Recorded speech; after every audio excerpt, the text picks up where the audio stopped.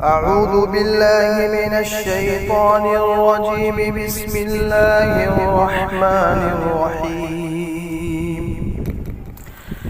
تبارك الذي بيده الملك وهو على كل شيء قدير، الذي خلق الموت والحياة ليبلوكم أيكم أحسن عملا وهو العزيز الغفور، الذي خلق 7 سماوات طباقا ما ترى في خلق الرحمن من تفاوت فارجع البصر هل ترى من فطور ثم ارجع البصر كرتين ينقلب إليك البصر خاسئا وهو حسير، ولقد زينا السماء الدنيا بمصابيح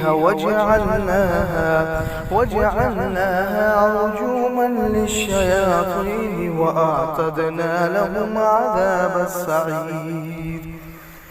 وللذين كفروا بربهم عذاب جهنم وبئس المصير. إذا ألقوا فيها سمعوا لها شهيقا وهي تفور تكاد تميز من الغيظ كلما ألقي فيها فوج وسألهم خزنتها ألم يأتكم نذير؟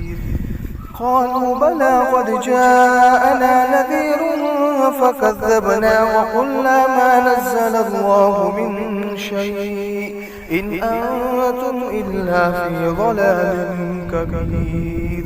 وقالوا لو كنا نسمع أو نعقل ما كنا في أصحاب السعير.